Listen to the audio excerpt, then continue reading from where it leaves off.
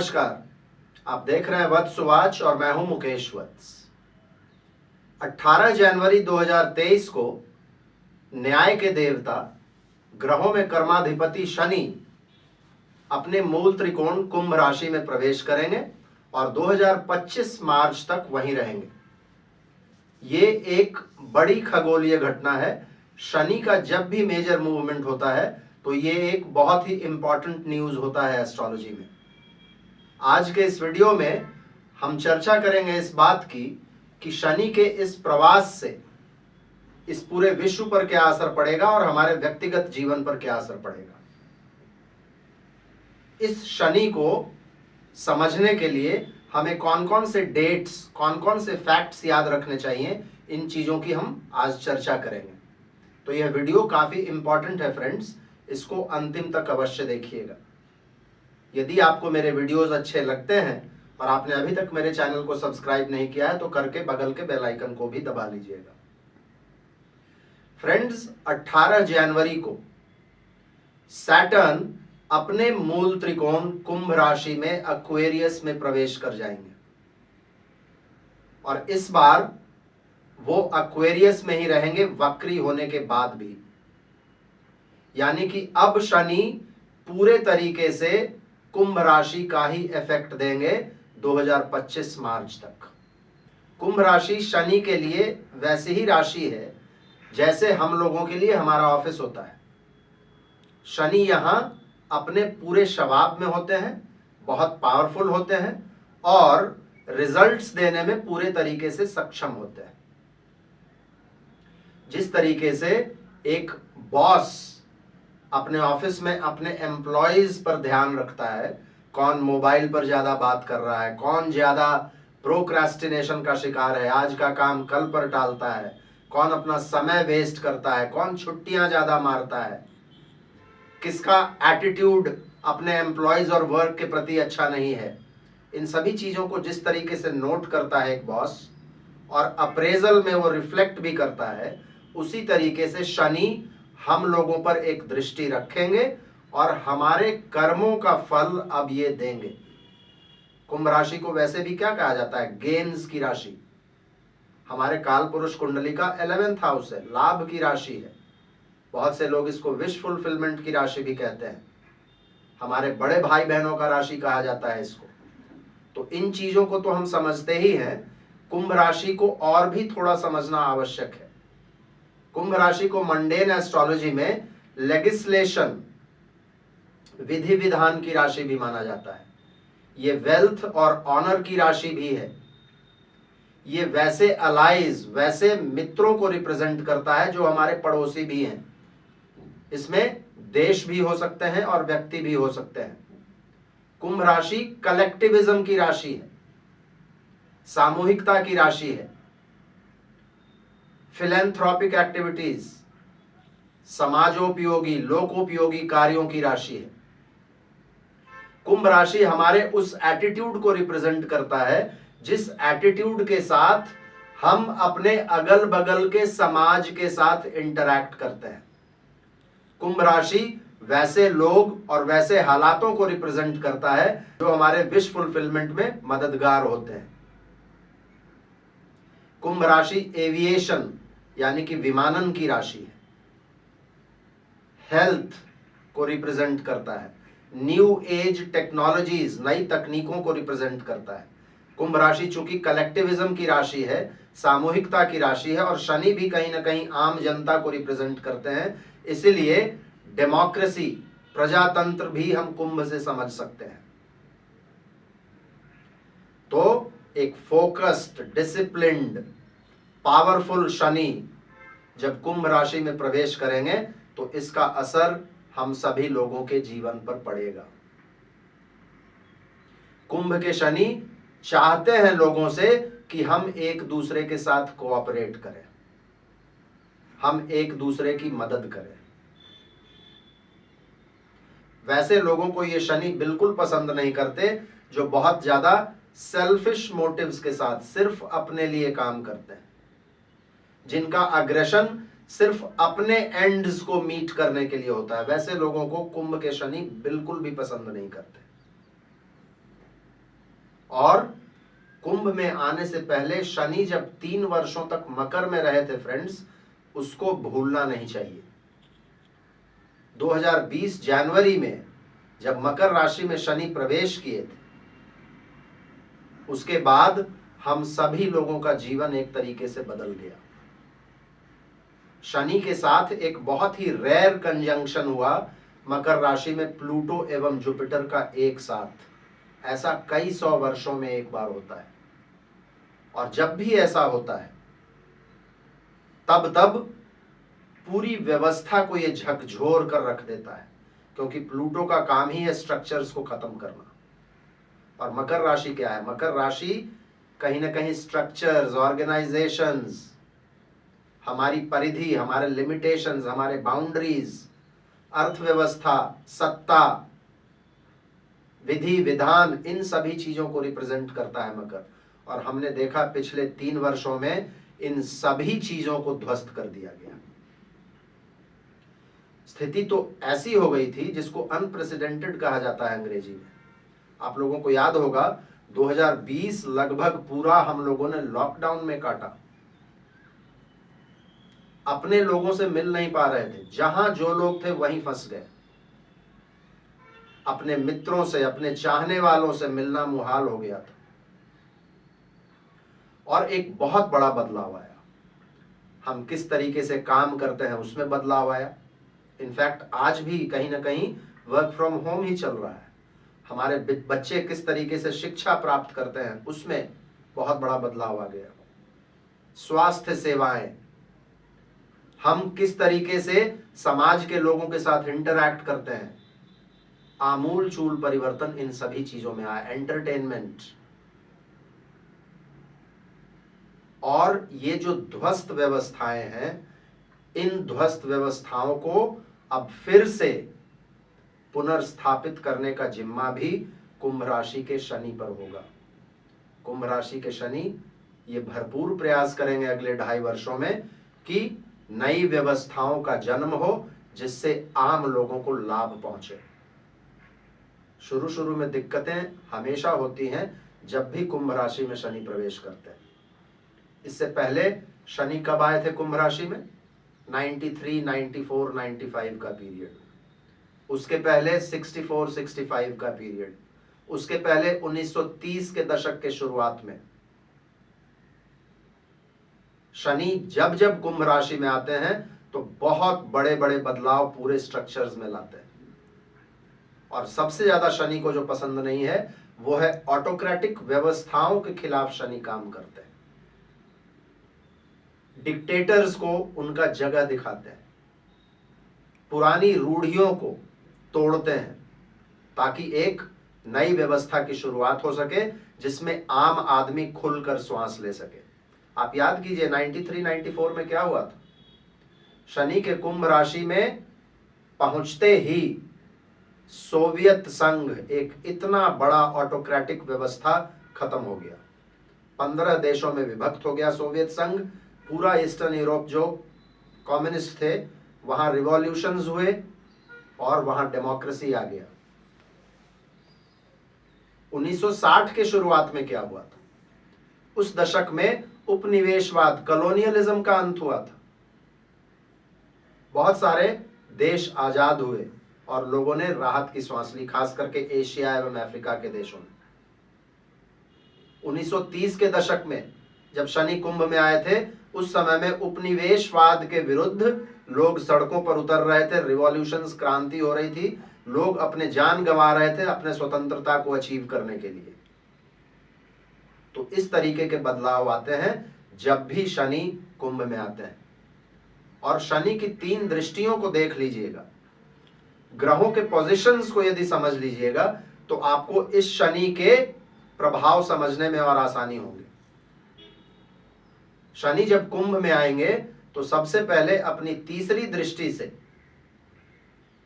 मंगल की राशि मेष को देखेंगे, जहां राहु और यूरेनस पहले से बैठे हुए हैं। स्क्रीन पर आपको दिख रहा होगा। मेष राशि एक बहुत ही इंपल्सिव राशि है फ्रेंड्स, बहुत ही आवेगशील राशि है। कहा जाता है कि मेष वाला कूदता पहले है और बाद में देखता है कि वो कूद कहां रहा है। और वहां पर एक बहुत ही मायावी प्लैनेट राहु बैठा हुआ है। राहु भी कहीं ना कहीं इंपल्सिव है, राहु भी कहीं ना कहीं एग्रेसिव है, और सबसे बड़ी बात, राहु बहुत ही सेल्फिश है।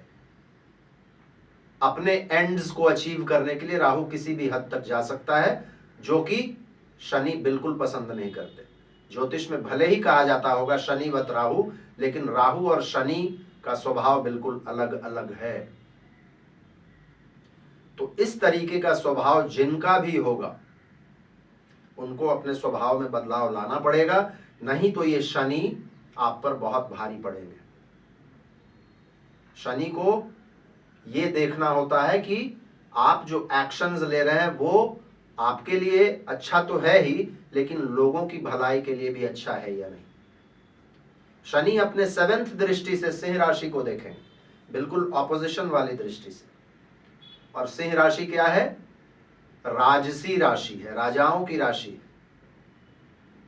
सूर्य की राशि है। यहां ईगो होता है, यहां एक सेंस ऑफ आइडेंटिटी होता है। इस राशि से वैसे लोग एसोसिएटेड हैं जिनकी पहचान उनके पद के वजह से है, उनके पावर की वजह से है। वैसी संस्थाओं को रिप्रेजेंट करता है सिंह राशि जिन संस्थाओं का वजूद ही किसी परिवार के वजह से या किसी एक खास तरीके के व्यवस्था के वजह से हो।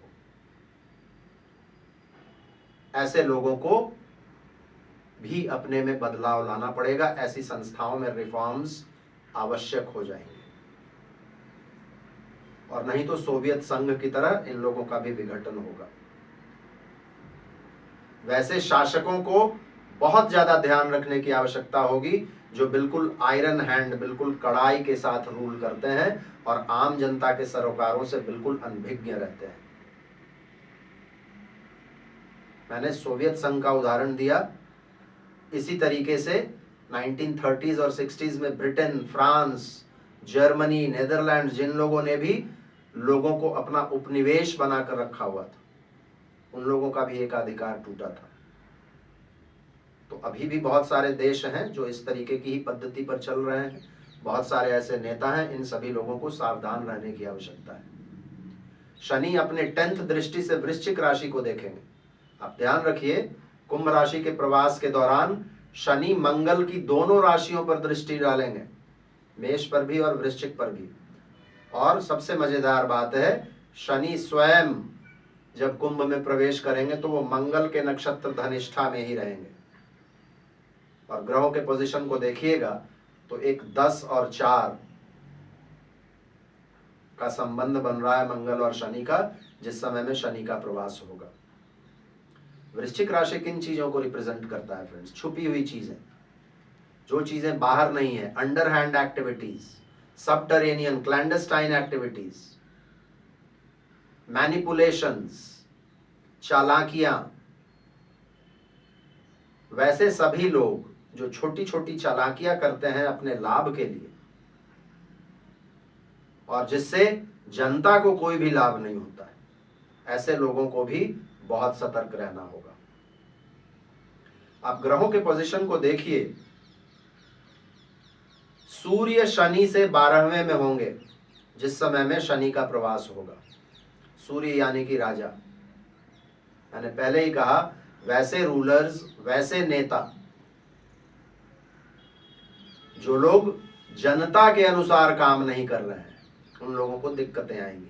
मैंने पहले ही कहा, कुंभ राशि और शनि दोनों ही डेमोक्रेसी को रिप्रेजेंट करते हैं, दोनों ही डिसेंट्रलाइजेशन, विकेंद्रीकरण को रिप्रेजेंट करते हैं, जनता के सरोकारों को, सामूहिकता को रिप्रेजेंट करते हैं। वैसे लीडर्स प्रासंगिक बने रहेंगे जो जनता की इच्छाओं का ध्यान रखते हैं, और वैसे लोग जो लोग सिर्फ अपना हुकूमत बजाना जानते हैं, वो लोग धीरे धीरे अप्रासंगिक होंगे। ये रातों रात नहीं होगा, ये एक प्रक्रिया है। और मैं 2019 के अंत से ही कहता आ रहा हूं कि डिक्टेटर्स लोगों को अब सावधान हो जाना चाहिए। शनि जैसे ही कुंभ में आएंगे, ऐसे लोगों के खिलाफ बिगुल बजेगा। शनि के कुंभ में आने के बाद बहुत सारी क्रांतियों का जन्म हो सकता है।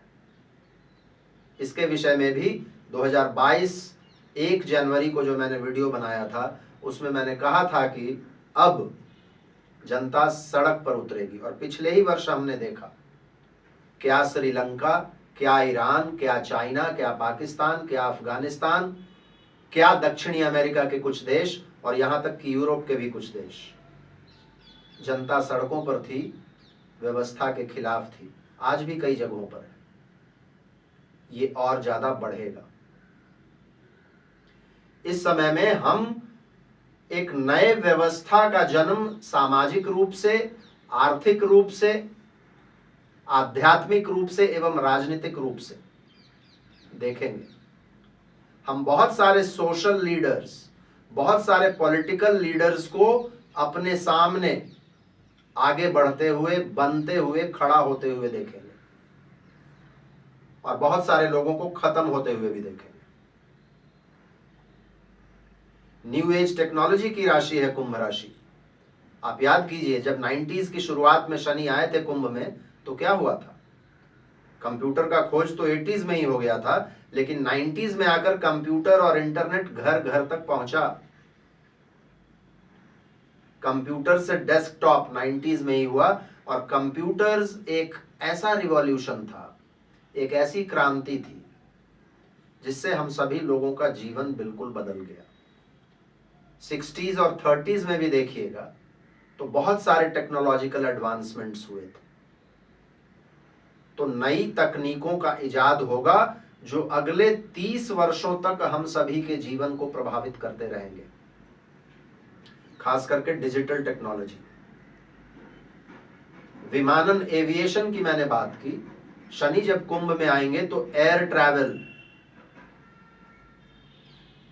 स्पेस में जाने का जो हम लोगों का प्लान्स है, जो प्रोग्राम्स है, इन सभी चीजों में एक बहुत जबरदस्त पॉजिटिव डेवलपमेंट्स होंगे। मैंने कहा कुंभ राशि मंडेन एस्ट्रोलॉजी में वैसे देशों को, वैसे नेबर्स को रिप्रेजेंट करता है जो हमारे एलाइज हों, और वैसे भी कालपुरुष कुंडली के 11th हाउस हमारे फ्रेंडशिप्स को रिप्रेजेंट करता है। आप देखिएगा अब एक युग की शुरुआत होगी जिसमें नए नए कोalitions, नए नए गुटों का निर्माण होगा। पुराने गुट, पुराने ग्रुप्स अपनी प्रासंगिकता खोएंगे और देशों का नया नया ऑर्गेनाइजेशंस बनेगा जो पहले के ऑर्गेनाइजेशन से बिल्कुल भिन्न होंगे। ग्लोबलाइजेशन का एक नया दौर शुरू होगा। याद है 90s के समय में ही ग्लोबलाइजेशन पूरे विश्व में फैला, लेकिन 2022 आते आते कहीं ना कहीं ग्लोबलाइजेशन का हवा निकलता हुए हम लोग देख रहे हैं। अब एक अलग तरीके का ग्लोबलाइजेशन शुरू होगा जिसमें कुछ देश ही एक दूसरे के साथ खुला बर्ताव करेंगे, क्योंकि हम लोगों ने पिछले कुछ वर्षों में देख लिया है ग्लोबलाइजेशन का कुछ पावर्स ने बहुत ही बेजा इस्तेमाल किया है, और इसमें इक्वालिटी बिल्कुल भी नहीं था। कुछ देशों को बहुत ज्यादा लाभ हो रहा था और कुछ देश बिल्कुल रिसीविंग एंड पर थे। इसमें बदलाव आएगा। व्यक्तिगत लेवल पर यदि बात करें फ्रेंड्स, तो कुछ लोगों के लिए ये बहुत ही इंपॉर्टेंट ट्रांजिट होगा, खास करके वैसे लोगों के लिए जिन लोगों का शनि कुंडली में कुंभ में ही है। उन लोग या तो 30 वर्ष के हो जाएंगे, या 60 वर्ष के हो जाएंगे, या 90 वर्ष के हो जाएंगे। तो एक ट्रांसफॉर्मेशन, एक अलग तरीके का पीरियड का शुरुआत होगा। तो आपका जन्म यदि 93, 94, 95 वाले दौर में हुआ है, या 64, 65 वाले दौर में हुआ है, तो आपके लिए ये बहुत इंपॉर्टेंट ट्रांजिट है। कुछ लोगों के लिए 7.5 खत्म होगा, जैसे धनु राशि वालों के लिए। कुछ लोगों के लिए ढैया की समाप्ति होगी, जैसे मिथुन और तुला वालों के लिए। और कुछ लोगों के लिए ढैया की शुरुआत होगी, जैसे कि कर्क और वृश्चिक वालों के लिए। 7.5 और ढैया किन लोगों पर शुरू हो रहा है, इस पर मैंने एक विस्तृत वीडियो अभी से कुछ दिन पहले बनाया है, जिसमें मैंने कुछ बहुत सिंपल रेमेडीज भी दिए हैं और प्रेडिक्शंस भी दिए हैं। उस वीडियो का लिंक मैं आप लोगों को डिस्क्रिप्शन सेक्शन में दे दूंगा। यदि आपकी ये राशियां हैं मकर, कुंभ, मीन, कर्क और वृश्चिक, तो उस वीडियो को एक बार अवश्य देखिएगा। बहुत सारे लोग पूछते हैं लगन से भी 7.5 देखा जाता है क्या? नहीं, 7.5 और ढैया सिर्फ और सिर्फ चंद्रमा से देखा जाता है, यानी कि आपके मून साइन से देखा जाता है। तो इसलिए लगन से देखने की आवश्यकता बिल्कुल नहीं है। हेल्थ के मामले में भी फ्रेंड्स, ये सैटर्न कुछ बहुत इंपॉर्टेंट बदलाव लाएंगे इस पूरे विश्व में। बहुत सारे लोग 2022 के शुरुआत में ही कह रहे थे कि अब कोरोना खत्म हो गया। मैंने कहा था जब तक शनि और प्लूटो का साथ बना रहेगा ये कोरोना कहीं नहीं जा रहा है। आप लोगों ने देखा क्या हुआ, शनि जैसे ही वक्री से मार्गी हुए, कोरोना फिर से न्यूज में आ रहा है और 17 जनवरी तक कोरोना इसी तरीके से बढ़ता चला जाएगा। और कुछ दिनों तक, खास करके जब तक शनि मंगल के नक्षत्र में रहेंगे, मार्च तक, 12 मार्च तक मंगल भी वृषभ राशि में है, तब तक इस कोरोना से हम लोगों को सतर्क रहना ही होगा। ये था फ्रेंड्स मेरे अनुसार शनि के कुंभ में आने पर क्या प्रभाव पूरे विश्व पर पड़ेगा और हमारे व्यक्तिगत लेवल पर भी क्या प्रभाव पड़ेगा। मुझे उम्मीद है आप लोगों को यह वीडियो तार्किक लगा होगा। यदि आप लोगों को वीडियो अच्छा लगा हो तो इसको लाइक कीजिएगा और अपने मित्रों के बीच में, अपने फैमिली के बीच में इसको शेयर भी कीजिएगा ताकि उन लोगों को भी इन चीज़ों की जानकारी हो सके। अपना प्यार, अपना आशीर्वाद इसी तरीके से मुझ पर बनाए रखिएगा। आज मैं यहीं पर अपनी वाणी को विराम देता हूं। फिर से मिलते हैं हम लोग अगले किसी वीडियो में। तब तक के लिए बहुत बहुत धन्यवाद। हर हर महादेव। भारत माता की जय।